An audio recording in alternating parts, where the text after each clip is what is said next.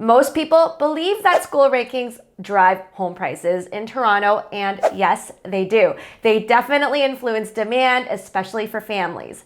But if you are an investor chasing max returns, you do need to look deeper. Today, we're breaking down how school zones actually impact both cash flow and appreciation, and why these smartest investment opportunities in Toronto are often in places that don't rank top on school rankings. But before we dive in, if you find this helpful, hit that like button, subscribe for more Toronto real estate investing tips. And if you do want to chat one-on-one, you can always book a call with us using this link right here. Let's start with the obvious. Top-ranked school zones like Lawrence Park, North York, Leaside, and Riverdale come with serious buyer demand. These are established neighborhoods with high resale value and consistent long-term appreciation. For end users, especially for families buying a forever home, school rankings definitely matter. They offer peace of mind, lifestyle quality, and price stability. And that's why homes in these areas often command price premiums, sometimes 50% or more over similar homes outside of the boundaries. Now, homes in top school zones do come with a price premium, and that actually works against your cash flow if you're looking from an investor lens. The higher the purchase price, the more you're paying for a property, but rents don't actually differ all that much between neighborhoods. And so if you are renting out homes in these nice end user neighborhoods, rent yield, or cap rates, we call them, can dip below 4%, which does mean that you're actually cash flowing negative after paying for operating expenses and your mortgage payments. So while the neighborhood might be great, that property might not be pulling its weight as an investment. So if you are looking for the best rent yields, you'll need to look where the next lease side is growing, not where it is already right now. Now, let's look at appreciation next.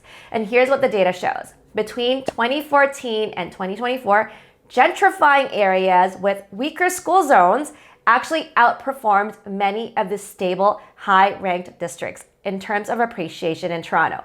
Look at the West End, especially pockets like the Junction Triangle or Wallace Emerson. They saw 127% growth over 10 years, higher than downtown, Midtown, or North York. We're not talking about buying in areas where we don't feel safe in. We're talking about family-friendly starter neighborhoods that are still early in their transformation. Places like the Junction, Corso Italia, or even Eglinton West. These pockets are attracting more young families these days, seeing major transit investments and welcoming more new shops, restaurants, and businesses. These schools might not rank high yet, but that is exactly why prices haven't caught up yet. And as more engaged families move in, schools will eventually improve and the price growth will eventually follow. So what's the key takeaway? Well, if you're an end user, especially if you have kids, school rankings definitely still matter. And it's not just for your child's education, because they do anchor long-term resale demand too.